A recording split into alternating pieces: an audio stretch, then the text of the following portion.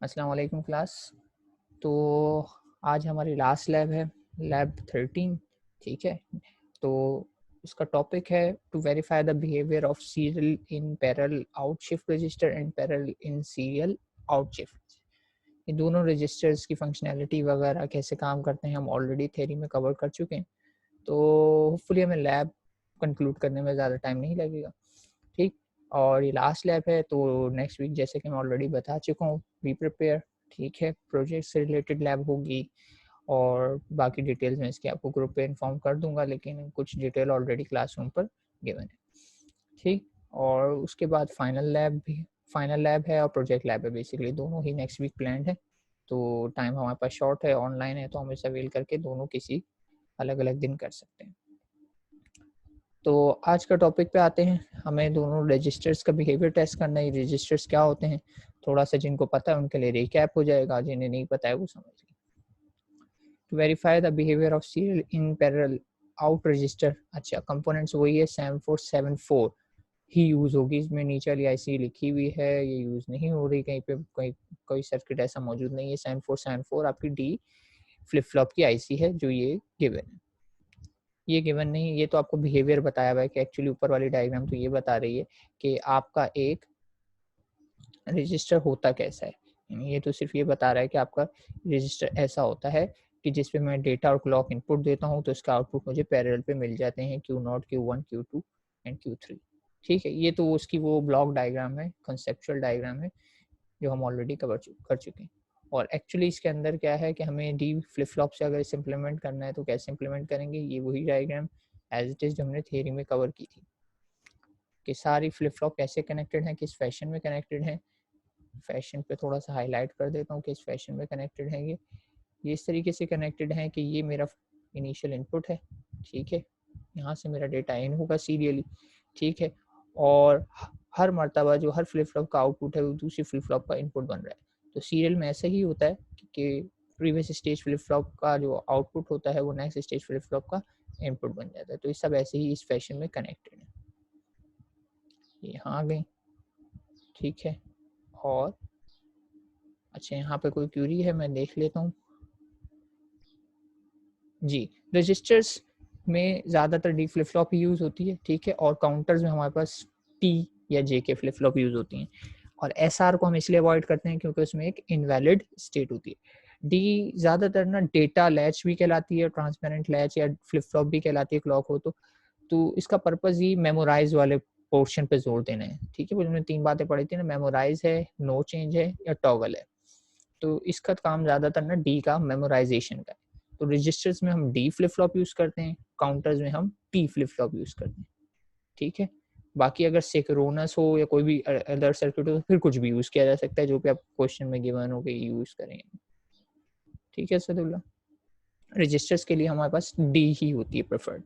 ठीक है, जेके करोगे तो फिर उसको जो है ना आपको वो वाले मोड में यूज़ करना पड़ेगा, नो चेंज या सेट वाले मोड में, फिर उसको शॉर्ट करके आपको डी ही बनाना पड़ जाएगा।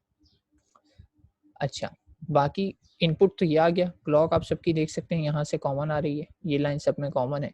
और इसमें पैरेलल आउट है, तो पैरेलल आउट का मतलब है इसमें हर डी फ्लिप फ्लॉप का आउटपुट डायरेक्टली आउटपुट आ रहा होगा। अच्छा, नीचे लाइन गई है लेकिन मैं नीचे नहीं निकाल रहा, मैं ऊपर निकाल के छोटी सी बताता हूँ। यहाँ से भी एक आउटपुट जा रहा होगा। ठीक है, यहाँ से भी एक आउटपुट जा रहा होगा और यहाँ से भी मेरा एक आउटपुट जा रहा होगा, यानी हर फ्लिप फ्लॉप को मैंने आउटपुट के एक पिन पे कनेक्ट किया होगा। इसलिए कह देते हैं पैरेलल आउट कि हर फ्लिप फ्लॉप का आउटपुट एट एनी टाइम आपके आउटपुट पिन्स पर अवेलेबल होगा। ठीक है, जो भी हो सकता है वो अननोन वैल्यू भी हो। अननोन तो कुछ नहीं होता, अननोन में भी आपको पता है 0 या 1 में से ही कुछ भी पहले से स्टोर्ड वैल्यू होगी। आपने रीसेट किया था तो जीरोज होंगे, क्लियर किया था तो जीरोज होंगे, सेट किया था तो वो 1 होंगे।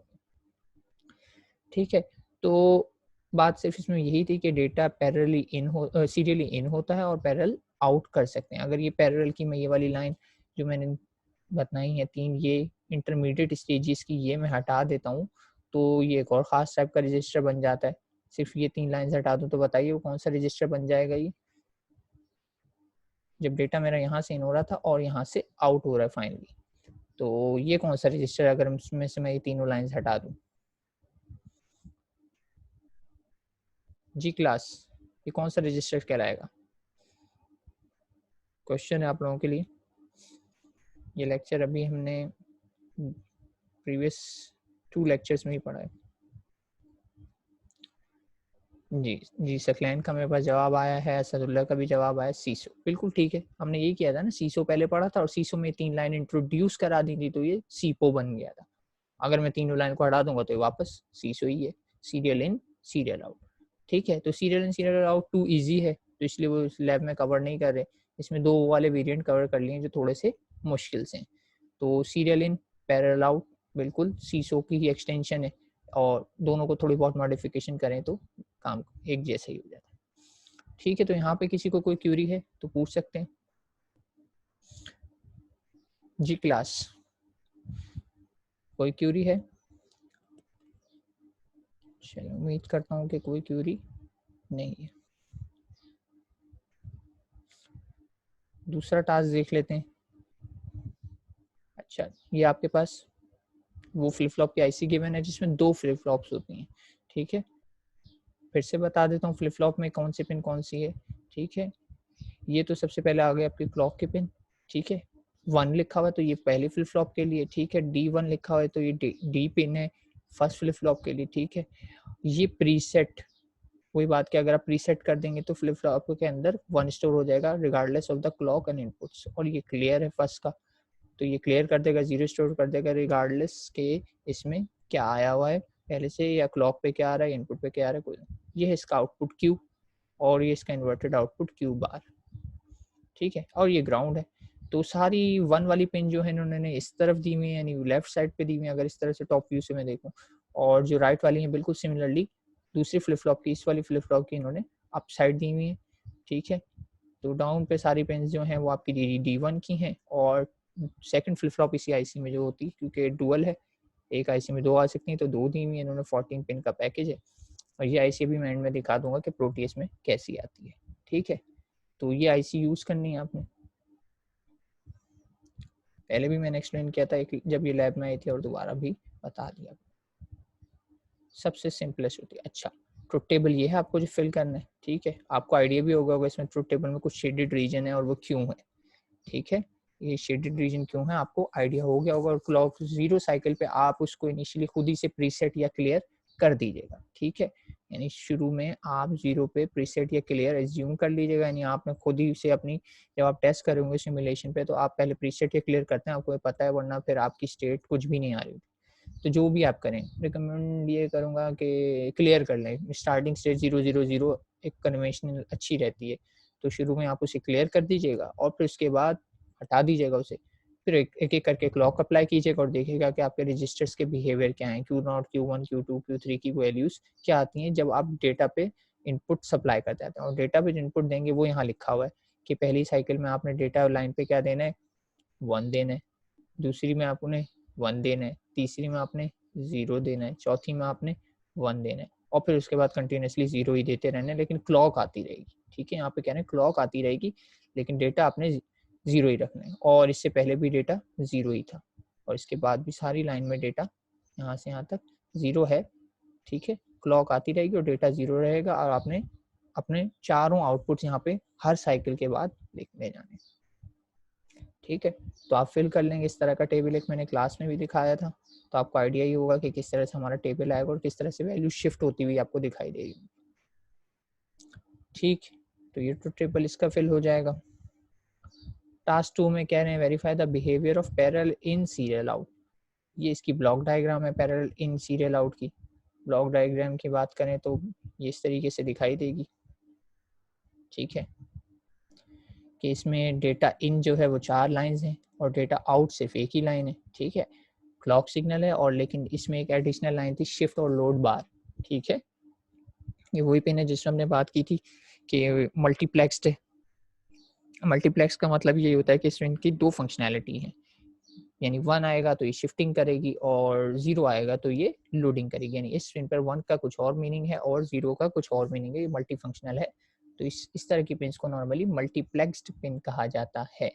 ठीक है, तो ये हमने देखा था थ्योरी में भी, दोबारा से थोड़ा सा रिकैप कर लेते हैं।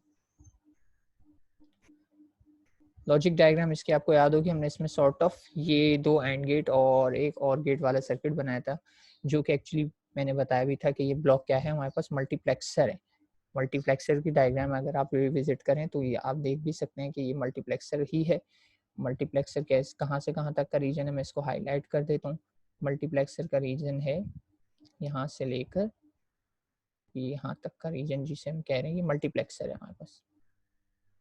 ठीक है, मल्टीप्लेक्सर में यही होता है ना, आपके पास एसओपी बन रही होती है, पहली लेयर पे एंड गेट होते हैं, दूसरी लेयर पे और गेट्स होता है, और गेट होता है एक फाइनल, क्योंकि आउटपुट मल्टीप्लेक्सर का हमेशा एक ही आता है। मल्टीपल इनपुट लाइन में से कोई भी एक लाइन मेरी आउटपुट पर मूव होती है, और यहाँ पे 2 ही है मेरे पास लाइन्स बेसिकली, तो उनमें से कोई एक लाइन मूव हो जाएगी और एक सिलेक्शन लाइन होती है। ठीक है, अब दो हैं तो 2 के लिए एक ही सिलेक्शन लाइन काफ़ी है, या तो 0 चाहिए होगा या तो 1 चाहिए होगा, तो इसलिए मुझे एक ही सिलेक्शन लाइन काफ़ी है, क्योंकि मल्टीप्लेक्सर जो यहाँ पर है वो एक्चुअली है कितने का, जो यहाँ पे मल्टीप्लेक्सर यूज़ हो रहा है वो है 2 इंटू 1।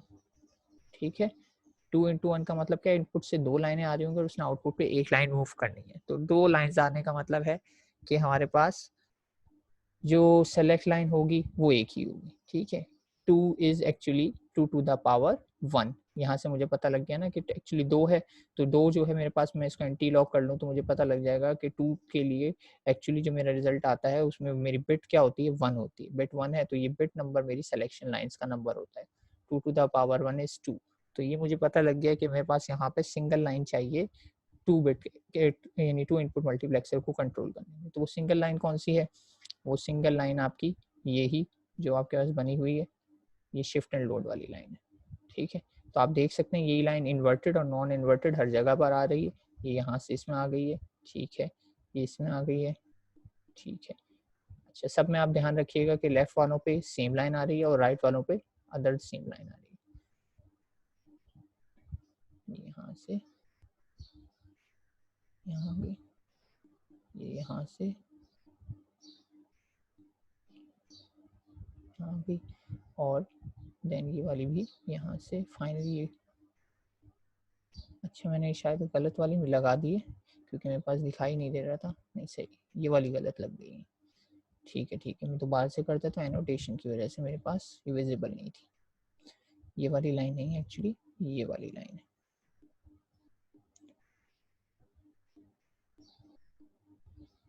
और ये लाइन यहाँ पे सब में लगा दी। ठीक है ठीक है, तो अब आप देख सकते हैं ये जो लाइंस हैं शिफ्ट एंड लोड लाइन से मैंने कनेक्ट की हुई है, और अगर इस पे 1 आ रहा होगा शिफ्ट वाली लाइन पे, तो आप समझ सकते हैं कि इस पे 1 आने का मतलब ये है कि ये वाली लाइन पे मेरे पास 1 आ रहा होगा और ऊपर वाली लाइन पे मेरे पास इन्वर्ट होने के से 0 आ रहा होगा, और इन्वर्ट होने के से 0 का मतलब क्या है कि इस लाइन पे 0 आ जाएगा, इधर भी 0 आ जाएगा, इधर भी 0 आ जाएगा और इधर भी 0 ही आ जाएगा। तो इसकी वजह से मेरा ये वाला एंड गेट ऑफ हो जाएगा, इधर ये वाला एंड गेट ऑफ हो जाएगा और इधर ये वाला एंड गेट ऑफ ही हो जाएगा। अच्छा, यहाँ पे भी इन्होंने लगा दिया, लेकिन यहाँ पे इस चीज़ की ज़रूरत नहीं थी, ये एडिशनल गेट जो थ्योरी में मैंने डायग्राम बताई थी उसमें ज़रूरत नहीं थी, तो हमारे पास नहीं था। अच्छा, यहाँ पे कोई क्यूरी है मेरे पास, मैं देख लेता हूँ। जी असदुल्ला, ये सेम सर्किट ही इम्प्लीमेंट करेंगे। ठीक है, इसमें थोड़ा सा मुझे जो फ़र्क दिखाई दे रहा है वो ये है कि ठीक है, ये वाली लाइन भी इन्होंने एंड करके यहाँ पे दी हुई है, जबकि इसकी ज़रूरत नहीं है, इसको आप एंड ना भी करें तब भी काम चलेगा। ठीक है, ये लाइन जो दिखा रहा हूँ यहाँ पे, तो ये जो है आपका ये वाला हिस्सा,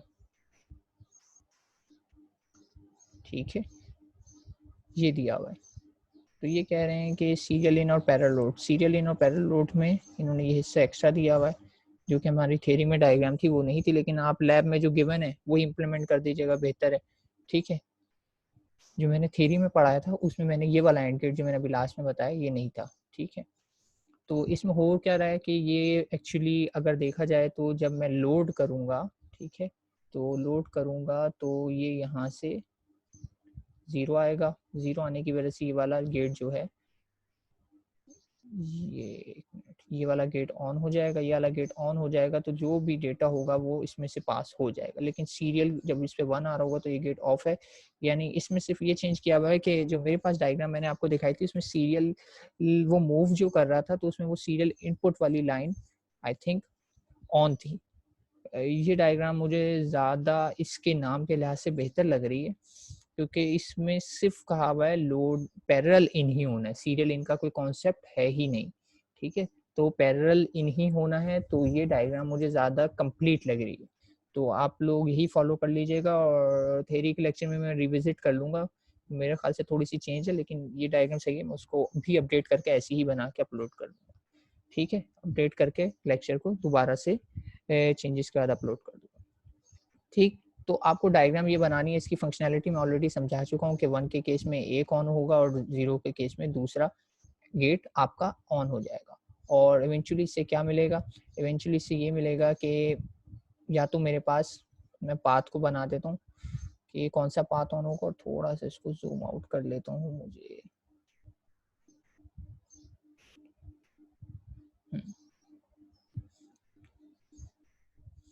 ठीक है, तो होगा क्या कि अगर तो यहाँ पे आया हुआ है शिफ्ट, शिफ्ट का मतलब है यहाँ पे आया हुआ है 1, तो मैं आपको बता देता हूँ कि मेरे सर्किट का पाथ क्या होगा।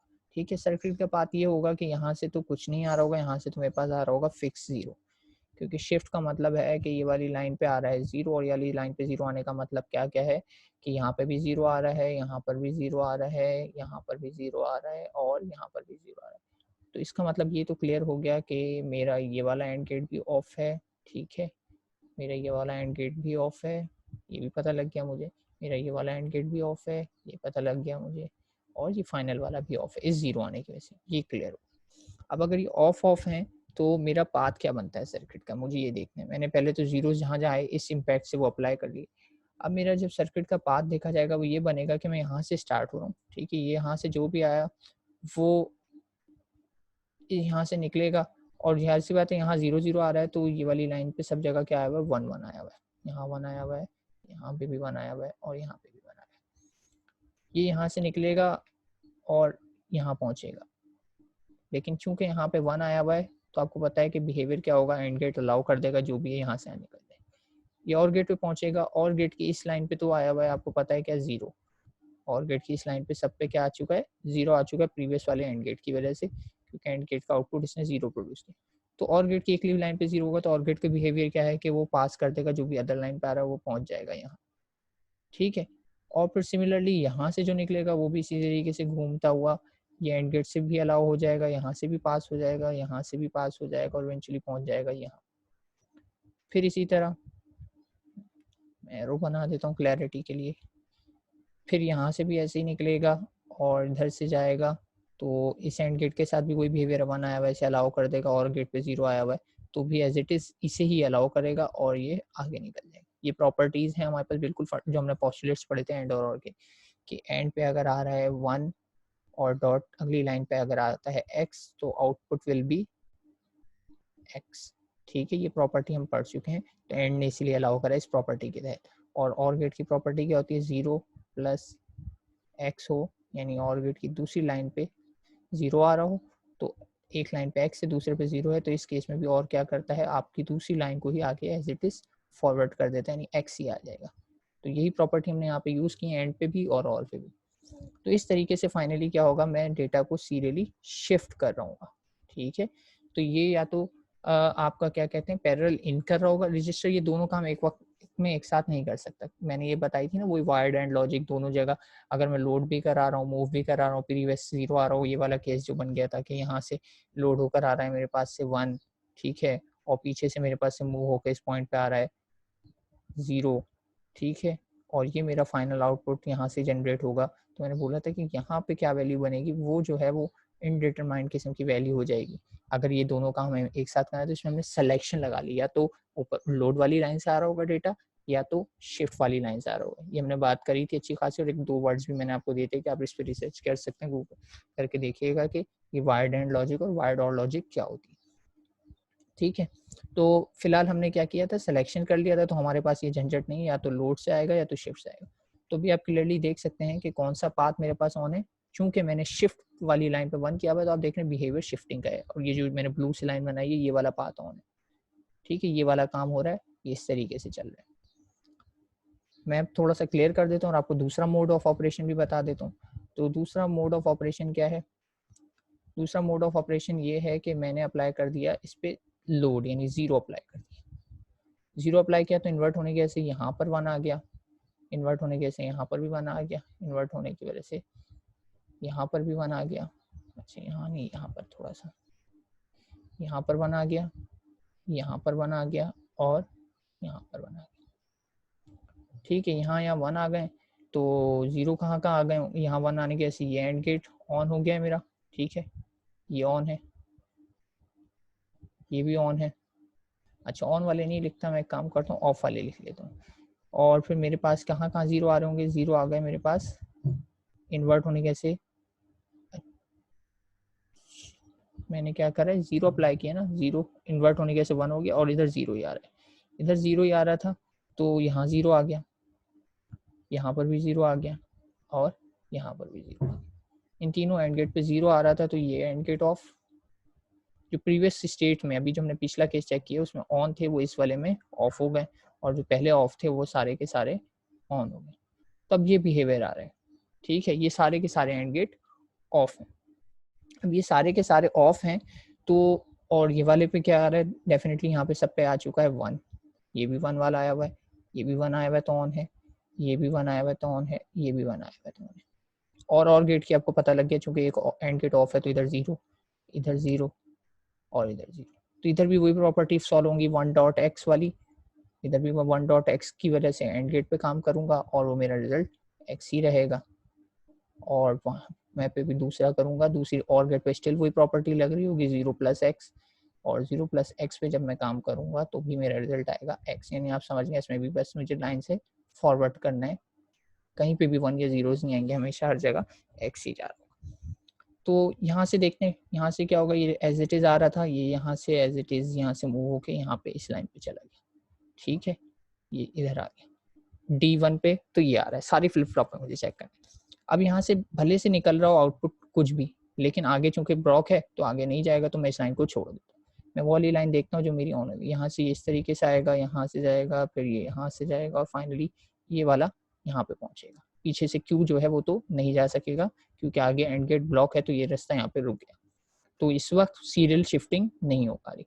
सिमिलरली ये भी यहाँ से जाएगा, इस एंड गेट से होता हुआ और गेट से होता, वही ऑस्ट्रेलेट जो साथ में लिखे उसके तहत ये भी यहाँ से लोड हो जाएगा।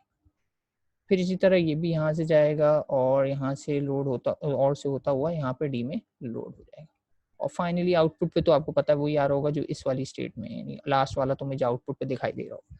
लेकिन इस केस में आप क्लियरली देख सकते हैं कि डेटा मेरा D0, D1, D2 and D3 है जो कि मेरी फ्लिप फ्लॉप्स में लोड हुआ है, ठीक है। प्रीवियस स्टेज से कोई भी डेटा नहीं आ सका क्योंकि प्रीवियस स्टेज पे ब्लॉक हुआ भाई और एंड गेट, तो इस वजह से शिफ्टिंग नहीं हो रही इसमें। मैं कह सकता हूँ कि डायरेक्टली डेटा जो मेरी पैरेलल इनपुट लाइन पे है वो लोड हो रहा है, और होना भी चाहिए क्योंकि मैंने यहाँ पे देखो लोड वाला सिग्नल अप्लाई किया ना, पिन मल्टीप्लेक्स थी, मैंने उस पर 0 दिया तो इसका मतलब लोडिंग होगी, शिफ्टिंग नहीं होगी।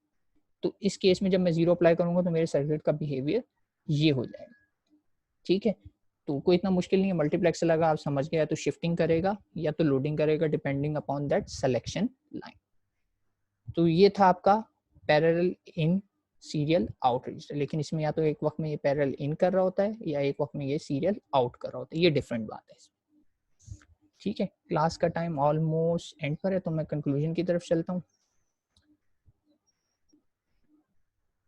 कंक्लूजन क्या है, इसका टेबल वगैरह कुछ नहीं है, बस आप इसकी मुझे क्या देंगे, बना के स्नैपशॉट दे देंगे, ठीक है। इसमें टेबल जैसा कुछ भी नहीं था, मैंने थ्योरी में भी कोई टेबल नहीं बताया था, लेकिन अगर आप अपनी तरफ से कुछ बनाना चाहें तो बना के दे सकते हैं, लेकिन रिक्वायरमेंट नहीं है, ठीक है। मुझे बस ये पता लग जाए कि आपने इसको सही से इम्प्लीमेंट किया है, और एक शिफ्ट का स्नैपशॉट और एक लोड का स्नैपशॉट अगर दिखा दें तो अच्छा। वैसे कैसे दिखा पाएंगे, दिखाने के लिए आपको हर आउटपुट को इनिशियली टैप इन करना पड़ेगा, बस ठीक है, इसको ड्रॉ कर लीजिएगा, इसका टेबल मुझे रिक्वायर्ड नहीं है, आसान आखिरी लैब है तो इसलिए मैं ज़्यादा बर्डन भी नहीं कर रहा, नेक्स्ट वीक बर्डन का है तो इसका इतना ही करना है, ठीक है। तो वो अटेंडेंस में ले लेता हूँ, टाइम इससे पहले एंड हो जाए।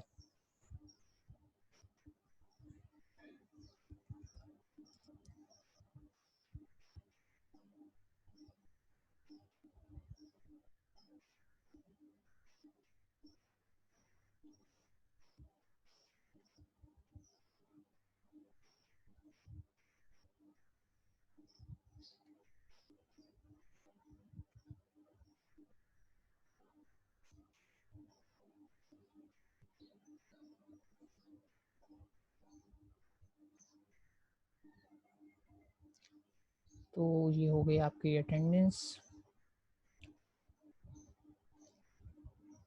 और ये थी हमारी last lab of this course. ठीक है, यहाँ पे हमारा लैब का सेशन क्लोज हो गया है। अब आपका बस एग्जाम्स एंड प्रोजेक्ट वाइवाज ही बाकी हैं, जिसकी इन्फॉर्मेशन ऑलरेडी दे चुका हूँ ग्रुप पर भी, और क्लासरूम में मैंने फोल्डर्स भी बना दिए जहाँ पे आप अपलोड कर सकते हैं। ऐसे क्लास एक चीज़ बताना रह गई थी, मैं आप लोगों की क्यूरीज में लग गया कि प्रोटीएस पे या IC कौन सी है। ठीक है, तो मैं आपको बता देता हूँ। और प्रोटीएस पे आप इसे कैसे कर सकते हैं, हालांकि ऑलरेडी आप लोगों को फिजिकली भी इसकी डिमॉन्स्ट्रेशन दी जा चुकी है प्रोटीएस सॉफ्टवेयर की, लेकिन just for recap in case मैं बता दूँ। ठीक है, यहाँ से हम जाते थे आपने ये ISIS टूल पे, और यहाँ पे हमारे पास एक वर्कशॉप विंडो आ जाएगी प्रॉपर। ठीक है, और बाकी कंपोनेंट्स का तो मैं आपको ऑलरेडी ब्रीफिंग दे चुका हूँ, ये पूरा फर्स्ट लैब में हम कर चुके हैं लेफ्ट हैंड साइड पे। मैं आपको बता देता हूँ कि हमारे पास जो डी फ्लिप फ्लॉप यूज होगी इस लैब में वो कौन सी 7 4 एंड 7 4। ठीक है, ये सिंपल सा इसका आपके पास आ गया, अपने यहाँ से सेलेक्ट कर लिया और यहाँ से क्लिक, एंड यहाँ पे क्लिक करेंगे तो ड्रॉप हो जाएगी। थोड़ा मैं आपको जूम करके बता देता हूँ कि